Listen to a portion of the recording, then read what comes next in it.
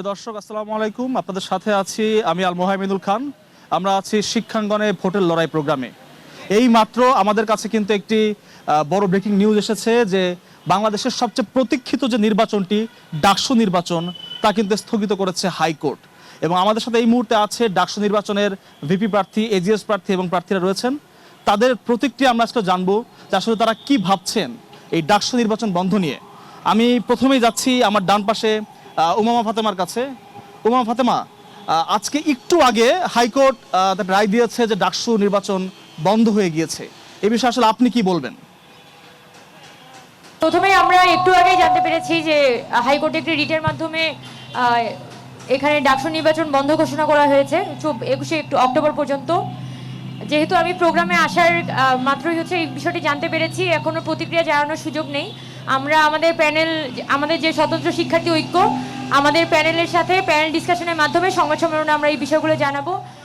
আমরা যেটা এখানে বলতে চাই সেটা হচ্ছে ঢাকা ইউনিভার্সিটিতে বহুদিন পর ডাকসু ইলেকশনের জন্য একটা লেভেল প্লেইং ফিল্ড তৈরি হয়েছিল এবং সাধারণ শিক্ষার্থীবৃন্দ, রাজনৈতিক দল বলি, স্বতন্ত্র প্রার্থী যারা, সকলেই কিন্তু নিজের মতো করে এখানে প্রচারণা করছিলেন এবং একটা লেভেল প্লেইং ফিল্ড এখানে ছিল। সেই জায়গায় যখন হুট করে ডাকসু নির্বাচন বন্ধ করার ঘোষণা হয়েছে, সেটা আসলে কেন এই পর্যায়ে আসলে হুট করে এভাবে একটা ঘোষণা আসলো, সেটা আমাদের কাছে এখনো বোধগম্য না। আমরা আমাদের প্যানেলের সাথে ডিসকাশন করে আমরা এই বিষয়ে একটা সিদ্ধান্ত জানাবো। ধন্যবাদ আপনাকে। আমি চলে যাচ্ছি এখন সমন্বিত শিক্ষার্থী সংসদের ভিপি প্রার্থীর কাছে। আপনি আমাদেরকে জানাবেন আসলে বিষয়টিকে আপনারা কিভাবে দেখছেন। আসলে একটু আমি করে বলতে হবে, আমরা যখন ডাকসুর জন্য লড়াই শুরু করেছিলাম গত নভেম্বর থেকে সম্মিলিত ডাকসু আন্দোলনের ব্যানারে, আমাদের এই দীর্ঘ ডাকসুর প্রায় এক বছরের লড়াইয়ের মধ্য দিয়ে ডাকসু আদায় করেছি।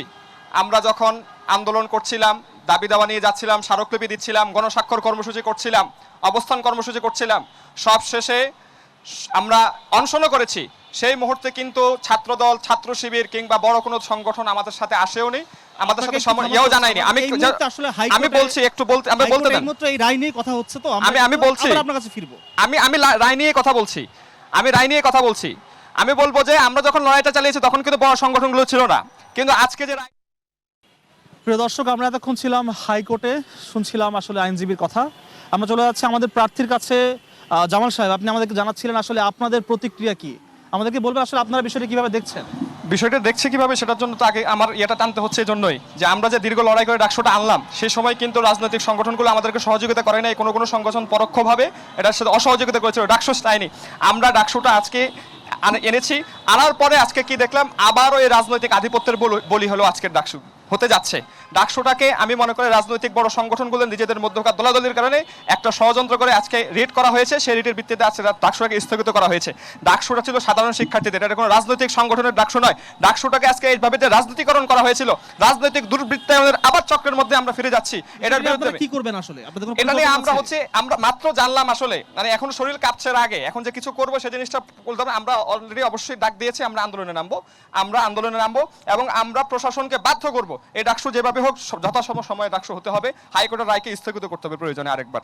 ধন্যবাদ আপনাকে। আমরা চলে যাচ্ছি আমাদের আরেকজন প্রার্থী ইমির কাছে। তিনি প্রতিরোধ পর্ষদের ভিপি প্রার্থী ছিলেন এবং তিনি আমাদেরকে জানাবেন আসলে তার অনুভূতি কি এবং তিনি খবরটি পাওয়ার পর আসলে কি প্রতিক্রিয়া রয়েছে তার।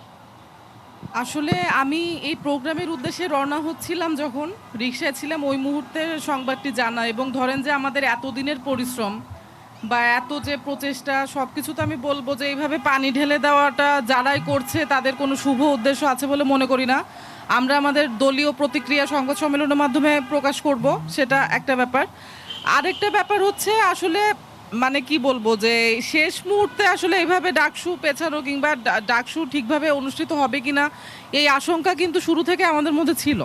তারপরেও কিন্তু আমরা আমাদের জায়গা থেকে প্রশাসনকে সর্বোচ্চ সহযোগিতাটুকুই করেছি। তারপরেও এখন যে ষড়যন্ত্র ডাকসু নিয়ে হচ্ছে, এটা কোনোভাবে কাম্য না। যেমন শুনছিলেন আসলে এই ষড়যন্ত্র কাম্য নয় তারা বলছেন এবং এটিকে ষড়যন্ত্র বলছেন প্রতিরোধ পর্ষদের ভিপি প্রার্থী। চলে যাচ্ছি আমাদের আরেকজন এজিএস প্রার্থী জিমের কাছে। জিম, আসলে এই খবরটি পাওয়ার পরে আপনার প্রতিক্রিয়া কি ছিল?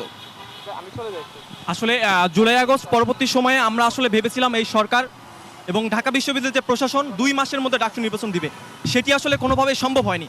তারপরেও এই প্রশাসন যখন ডাকসু নির্বাচনটা দিয়েছিল তখন প্রশাসনের দিক থেকে তারা চেষ্টা করেছে ডাকসু নির্বাচন দেওয়ার, কিন্তু যখন প্রশাসনিকভাবে ডাকসু নির্বাচন বন্ধ করা যায়নি তখন রাজনৈতিক দলগুলো তাদের উদ্দেশ্য হাসিলের জন্য এখন হাইকোর্ট থেকে আমাদের জন্য রায় নিয়ে এসেছে যে ডাকসু বন্ধ করতে হবে।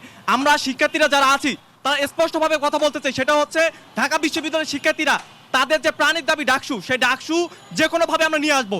হাইকোর্ট বলেন যাই বলেন না কেন, ঢাকা বিশ্ববিদ্যালয়ের শিক্ষার্থীরা এই সকল কোনো ধরনের সিদ্ধান্ত মানবে না।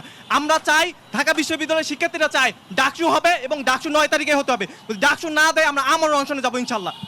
যেমনটি শুনছিলেন তারা কিন্তু বলছেন আমরণ অনশন থেকে কঠোর কর্মসূচি দিবে। এই মুহূর্তে কিন্তু পুরো বিশ্ববিদ্যালয় আসলে বেশ উত্তেজিত হয়ে উঠেছে এই খবরটি পাওয়ার পরে, এবং খুবই অপ্রত্যাশিত ঘটনা, কারণ আজকে কিন্তু 3টি প্যানেলের ইশতেহার ঘোষণার কথা ছিল।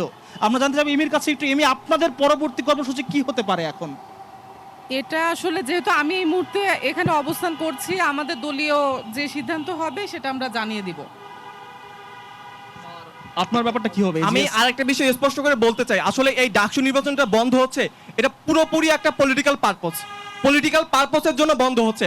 পলিটিক্যাল পার্টিগুলো যদি ডাকসু নির্বাচন হয়, ডাকসুতে যারা ইলেক্টেড হবে, পরবর্তীতে যারা ক্ষমতায় আসবে তারা কোনোভাবেই সরকারে টিকে থাকতে পারবে না, কারণ ঢাকা বিশ্ববিদ্যালয়ের শিক্ষার্থীরা যখন ভয়েস রেজ করবে, যে কোনো সমস্যা তারা সবসময় কথা বলবে, সেই জায়গা থেকে তাদের ঢাকা বিশ্ববিদ্যালয়ের শিক্ষার্থীদেরকে তারা সবাই ভয় করে। রায়টা তো আদালতের আদেশ এসেছে এবং রায় রিড করেছে একজন আপনি প্রার্থী। বাংলাদেশের আগস্ট পরবর্তী সময় প্রতিটা জায়গায় মানুষজন, পলিটিক্যাল পার্টিগুলো তাদের মানুষজনকে বসিয়েছে, সেটা প্রধান বিচারপতি থেকে শুরু করে দেশের যতগুলো প্রধান সারি পদগুলো আছে সব জায়গায় রাজনৈতিক দলগুলোর তাদের মনোমতো যে মানুষগুলো আছে তাদেরকে বসানো হয়েছে। সেই জায়গা থেকে রাজনৈতিক পার্টিগুলো যারা আছে তাদের যে পারপোজ, তাদের যে উদ্দেশ্য, সেই উদ্দেশ্য সার্ভ করার দায়িত্ব তাদের উপর বর্তায়। সেই জায়গা থেকে এখন আমাদের ডাকসু নির্বাচন বন্ধ করতে হবে, কারণ ডাকসু নির্বাচন হয়ে গেলে পরবর্তীতে এই যে সরকারি আসুন না কেন তাদের জন্য সমস্যা হবে, কারণ ঢাকা বিশ্ববিদ্যালয়ের শিক্ষার্থীরা যে কোনো সমস্যায় সব সামনে থেকে নেতৃত্ব দিবে।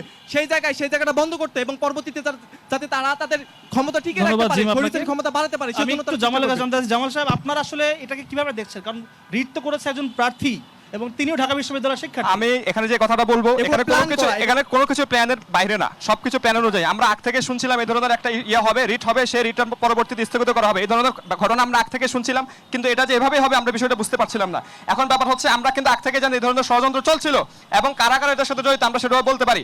এই জায়গাতে আমি বলবো ছাত্র শিবির এবং ছাত্র দলের যে মারামারি, ছাত্র দলের যে রাজনৈতিক যে আধিপত্য বিস্তারের যে মারামারি, সেই জায়গা থেকে সেই ভিউ থেকেই হচ্ছে ডাকসুটা আজকে স্থগিত হলো।